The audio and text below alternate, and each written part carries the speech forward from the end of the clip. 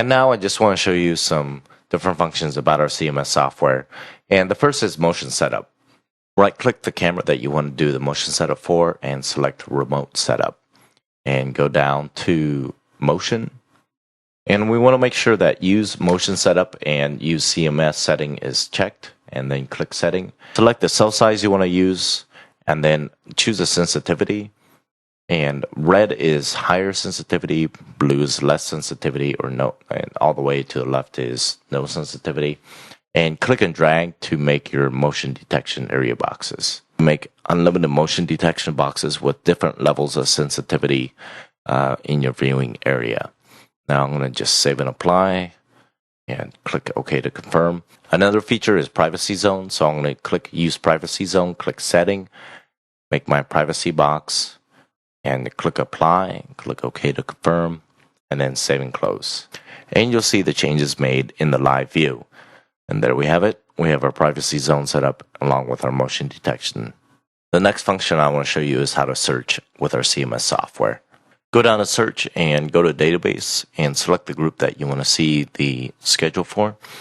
Once you have it highlighted, it should show up right above the calendar, and then the days that have recorded material will be bold. And once you select the day, the hours that have recorded material will be in bold, and you can select the hours, and then from there, within that hour, it'll show a graphical representation of when there's recorded material in minutes. And you can scroll up and down to see the different cameras, and then you can choose the different screen divisions. And of course, you have your play backwards, pause, next frame, beginning, etc. Next thing I want to show you is how to back up video from your recording schedule. Once you're in the search screen and once you know the information that you want to back up, the start time, end time, and the cameras that you want to record, click backup.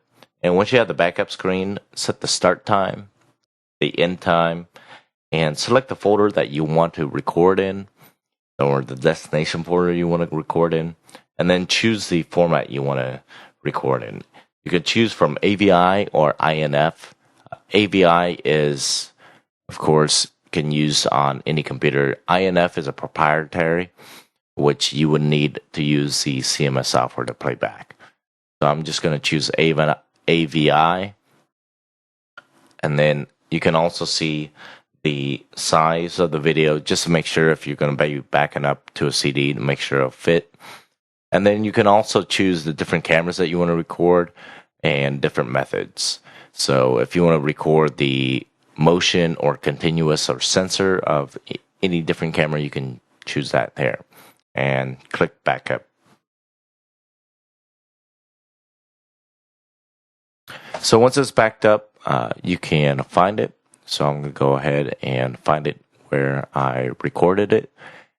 And I had chosen AVI, so I could play it in my Windows Media Player or iTunes or whatever. Now, let's say I record it in INF file, which is proprietary to the CMS software. And I already recorded some video in INF. And so click backup play, select the file. And it's just like searching on a regular search. Click the day of the month, and the video will appear in the timeline below. Now I'm going to show you how to adjust the bandwidth or the video quality of the camera. So right click on the camera screen and select remote setup, and the setup window will appear. And just make sure system is clicked, and you'll see the video tab. And here you can choose the resolution of the camera, and you can select from QVGA, VGA, or CIF. Also, you can choose which type of format you want to be streaming video in, MPEG-4 or MJPEG, and the quality of the video from very high to just normal. And also you can adjust the frame rate of the camera. To give you an idea of the bandwidth, if you have MPEG-4 on QVGA, at normal it's about 0.5 megabits per second, and very high is 2 megabits per second.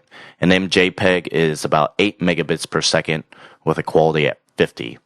And for storage, MPEG-4 and QVGA at 15 frames per second and high quality continuous recording per camera is about 10 gigabytes per day.